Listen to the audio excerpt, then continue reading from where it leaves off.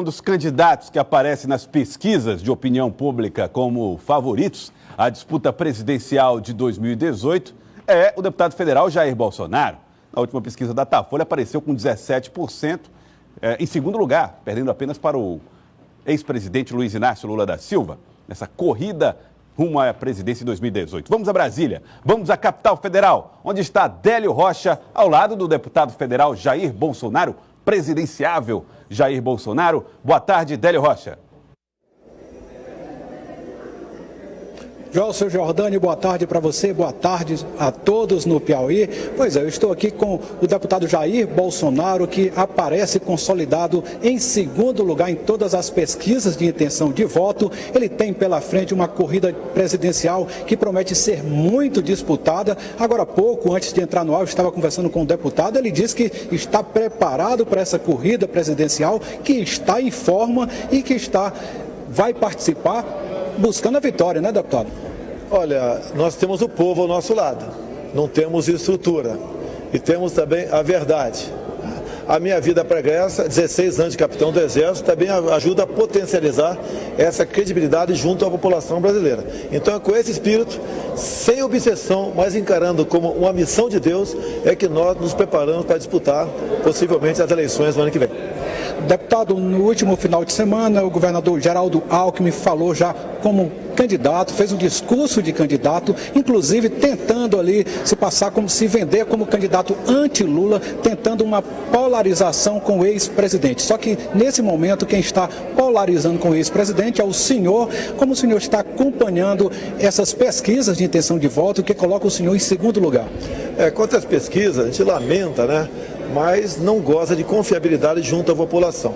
O Datafolha me deu 17%. É sinal que eu tenho no mínimo isso, que ninguém iria insuflar os meus números. Quanto aos demais pré-candidatos, no caso aqui, Geraldo Alckmin, em toda essa pré-convenção que houve lá, todas pessoas importantes do PSDB que ocuparam da tribuna me criticaram. É sinal então que eu estou no caminho certo. Não tenho obsessão, repito, por chegar à presidente da República, mas encaro isso com a missão de Deus. Não pode desejar boa sorte aos outros candidatos, não estaria na minha frente, mas que Deus ilumine a população brasileira, acorde-os para a realidade, para a extrema importância do voto por ocasião das eleições do ano que vem. Deputado, o senhor lidera nas redes sociais, é o candidato com o maior número de seguidores. Qual o sucesso que o senhor atribui? Por que esse sucesso com os mais jovens?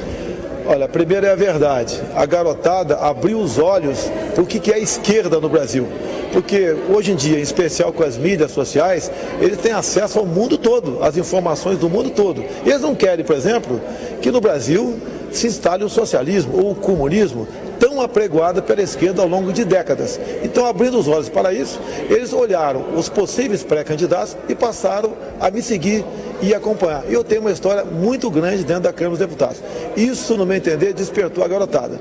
Hoje tem aproximadamente 40% do jovem entre 16 e 24 anos ao nosso lado. Deputado Joelso Giordano, nosso apresentador, tem uma pergunta para o senhor. Deputado Jair Bolsonaro, muito obrigado por atender a TV Cidade Verde. Queria saber do senhor, o senhor comentasse uma entrevista que foi concedida pelo candidato, também pré-candidato, Ciro Gomes. Ele disse, olha, o deputado Jair Bolsonaro não tem experiências administrativas. Se ele tivesse, por exemplo, servido ao Rio de Janeiro como prefeito, como governador, tudo bem que se credenciasse à presidência da República, mas onde estava Jair Bolsonaro quando o Rio de Janeiro se enfiou nessas confusões que levaram a esse caos que está o Rio de Janeiro? O que é que o senhor diria para o pré-candidato Ciro Gomes, que fez esses comentários a seu respeito? Ô Ciro Gomes, se eu tivesse me envolvido na política do Rio de Janeiro, eu estaria preso uma hora dessa. Então, realmente, eu não me misturo com o tipo de forma de fazer política atualmente no Brasil. Por isso, nós temos crescido e estamos numa proposta diferente. Quando o Ciro Gomes fala em experiência, se eu não me engano, o irmão dele foi candidato e venceu na prefeitura, sem qualquer experiência. Ciro apoiou o Lula. Qual a experiência de Lula na política? A mesma coisa ele fez com o Dilma Rousseff. Qual a experiência pregressa que eles tinham de administrar qualquer coisa? Nenhuma. Ao meu lado tem a minha formação militar, tem outro curso superior e tenho a humildade, acima de tudo. Dessa forma, acredito que a gente possa montar um ministério sem ingerências políticas e você possa, então, administrar o Brasil como ele merece.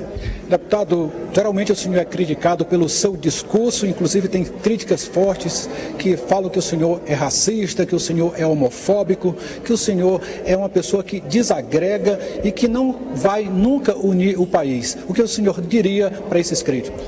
Olha, a política que ainda vivemos no Brasil é da divisão, branco, negro, pobre, rico, nortistas e sulistas, pai e filho. A minha política é de agregar, exatamente o contrário. Me acusam disso, são rótulos, porque não pode me chamar de corrupto. E assim sendo, né, com esta base que eu tenho, moral, a honestidade comprovada, como por exemplo, a JBS via partido botou 200 mil na minha conta, eu devolvi. O Beto Youssef disse em depoimento que apenas 2 deputados do meu ex-partido pegaram dinheiro da Petrobras. Esses 2 que não pegaram, um era eu. Então essas questões todas, bem como o Joaquim Barbosa, dizendo que o único deputado da base aliada, por ocasião do mensalão, que não foi comprado pelo PT, foi o Jair Bolsonaro. Honestidade não é virtude, é obrigação. Então a questão de experiência, você não precisa tê-la. Se você tiver bom senso e humildade, coragem e independência para escolher os seus assessores, seus ministros, você tem como fazer o Brasil diferente e melhor do que foi feito até o momento. Se o senhor tem pretensão de ser presidente da República e para isso o senhor vai ter que governar para todos. No caso dos nordestinos, o que o senhor está preparando no seu plano de governo, como o senhor pensa em governar o Brasil, também olhando para o Nordeste? Bem, primeiro que o meu sogro é o Paulo Negão, natural de Crateús, Ceará. Então na minha família já tem sangue aí nordestino. A questão do Nordeste é muito falado, a questão do semiárido. Fui em Israel ver como aquele povo planta no deserto, e não só garante a sua segurança alimentar, bem como exporta para a Europa. Fui ver também a criação de peixe, piscicultura deles. Essa tecnologia usada lá, eles querem usar aqui no Brasil. O que falta é acordo. Você pode ver, a Dilma Rousseff se afastou de Israel. Ela levou 1 ano e não aceitou as credenciais do embaixador israelense. Ou seja, era uma política de separação, de animosidade. E nós buscamos exatamente o contrário. Então, quem dá prova de conciliador sou eu, e não quem me antecedeu. Deputado, o senhor reina nas redes sociais, mas no ano que vem o senhor vai ter que andar ainda mais do que o senhor vem andando hoje pelo Brasil e deve, inclusive, viajar por todos os estados.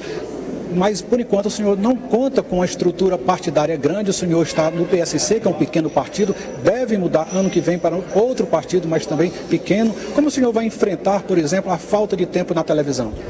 Olha, se é para eu fazer composições, eu vou fazer o que os outros fizeram até o momento.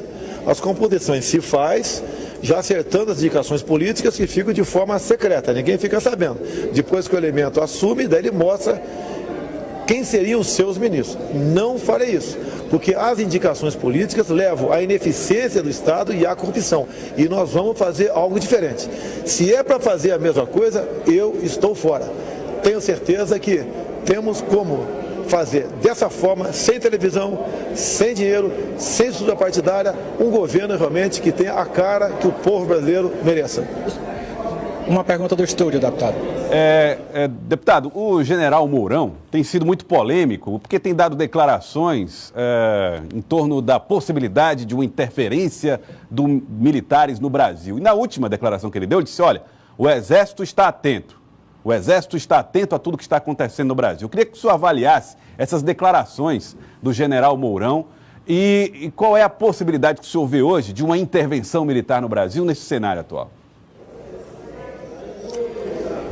Em nenhum momento o general Mourão falou em intervenção militar.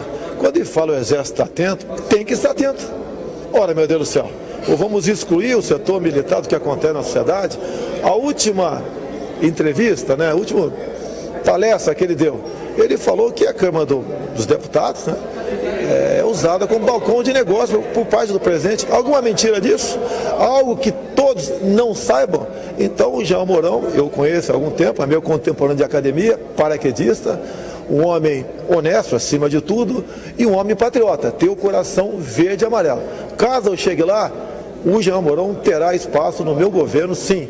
Não como meu subordinado, mas ao meu lado para governar o Brasil. Deputado, o senhor vê possibilidade de morrer na praia ano que vem, ou o senhor já se vê no segundo turno, e com quem o senhor disputaria o segundo turno, na sua opinião?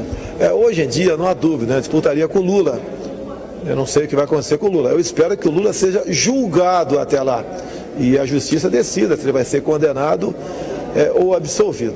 Não posso estar preocupado com quem porventura iria ao segundo turno. Digo mais, de acordo com o meu vice, que eu não posso declarar ainda que está em fase de namoro, eu tenho certeza que não haverá segundo turno. A população cada vez mais está abrindo os olhos para quem é Jair Bolsonaro e vê que eu estou no caminho certo. Afinal de contas, todos os partidos estão preocupados comigo.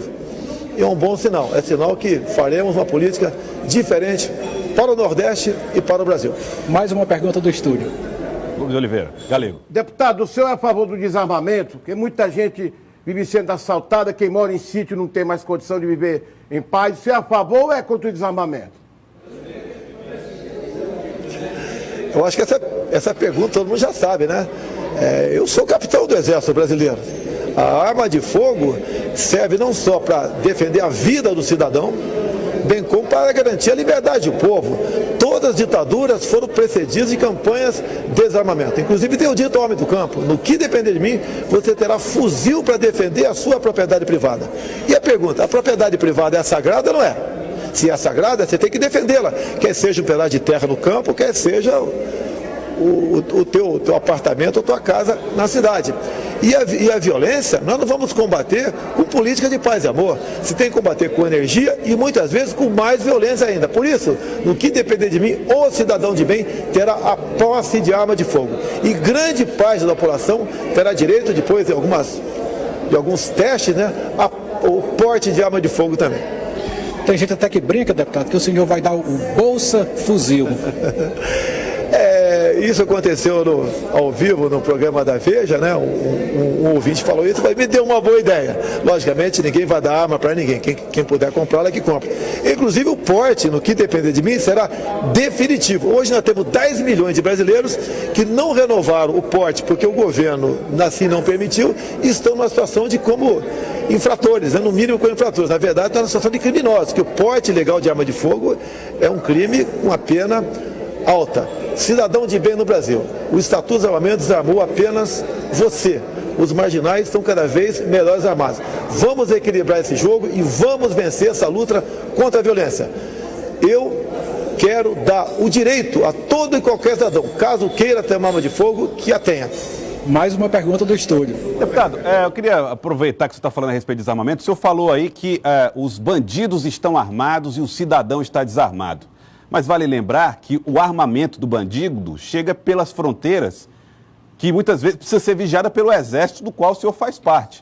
Então não cabe ao Exército e ao Estado desarmar o criminoso e não distribuir armas para a população para que ela própria faça sua defesa, já que cabe ao Estado o papel de defender o cidadão, seja ele de bem ou não. Isso não é uma obrigação do Estado.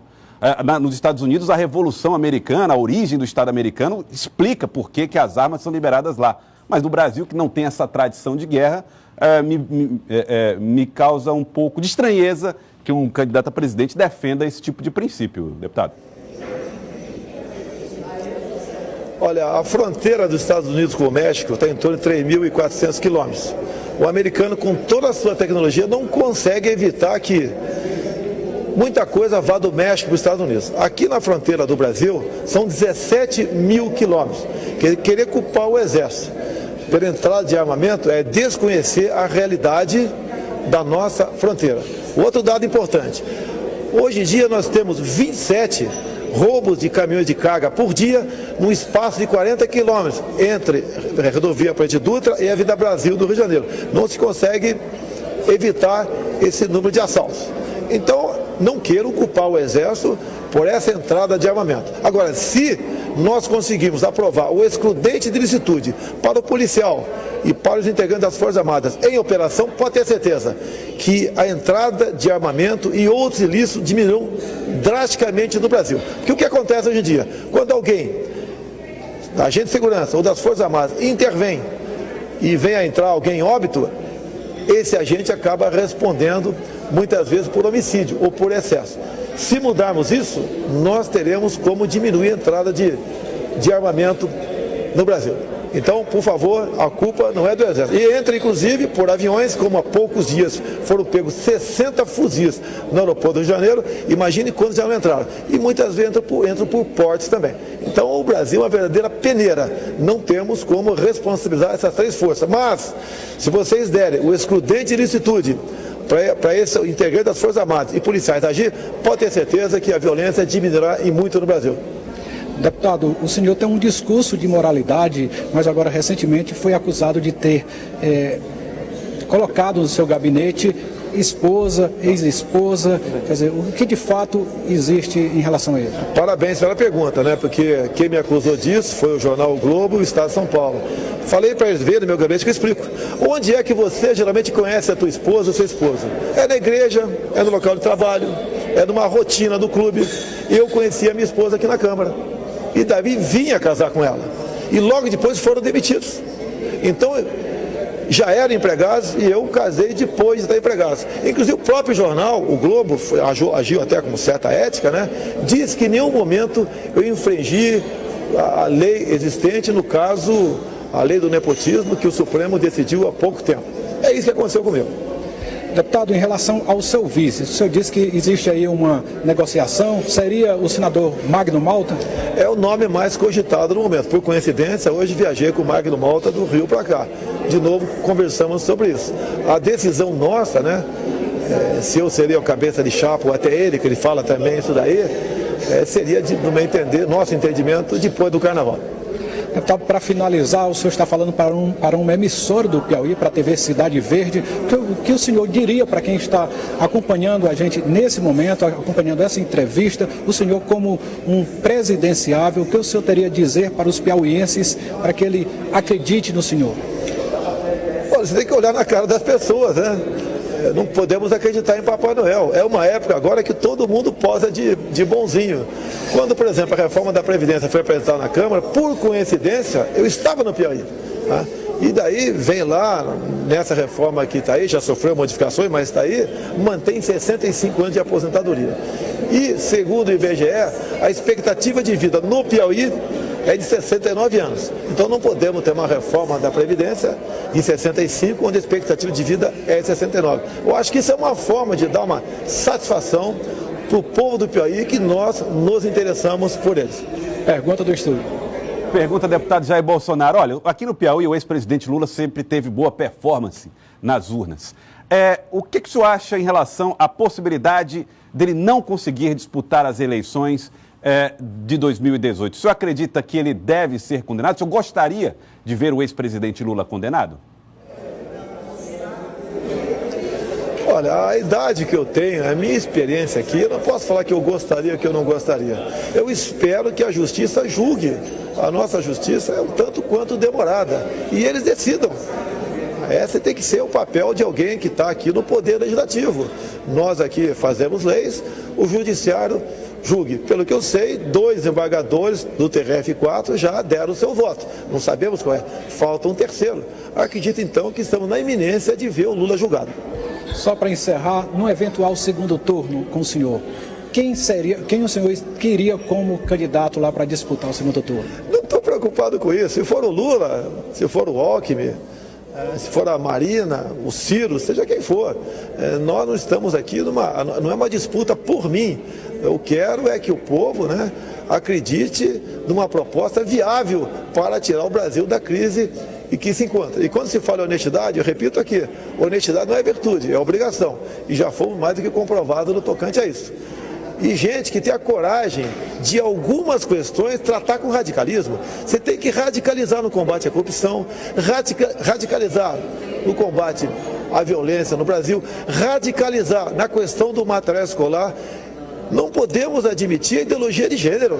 Tá? Tem aqui muita gente no Nordeste nos assistindo agora. Você quer chegar em casa, encontrar teu filho brincando de boneca por influência da escola? Não, eu também não quero encontrar minha filha, né, brincando com brinquedos de meninos por influência da escola. Vamos respeitar a inocência da criancinha em sala de aula. Vocês vão ver aqui alguém que vai defender e valorizar a família brasileira. Vai respeitar, repito, a inocência da criança em sala de aula. Vai fazer comércio com o mundo todo todo, sem o viés ideológico. Alguém que vai tratar todos iguais, não interessa onde ele nasceu, a cor da pele ou o seu gênero. O seu discurso às vezes não pode gerar uma intolerância? Não existe isso, é exatamente o contrário que eles fazem. Quem fala em ódio o tempo todo é eles. E quem nos divide em classes são eles. O PT criou cotas. Eu te pergunto, nós temos, por exemplo, embaixo de um prédio, no pilotismo, um prédio tem lá um piauiense e um afrodescendente. Ambos, cada um tem um filho, a mesma idade. Eles prestam um concurso, por exemplo, o do piauiense tira 9, não assume. O afrodescendente tira 7 e assume. Não tá sendo feita uma discriminação com o nordestino? Os dois não são sofridos? Por que essa política de nos dividir? Então eu não prego ódio, eu prego união. Não interessa se é o filho do piauiense ou do afrodescendente. Tirou a maior nota? Toma posse naquele concurso público ou entra na universidade. Ou tem que ser diferente disso? Até porque o Exército nos dá uma vivência de igualdade, é tratar os subordinados com afeição.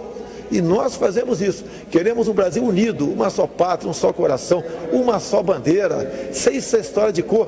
Como é que você vai fazer cota na Bahia, que lá mais de 70% são afrodescendentes? Que divisão é essa?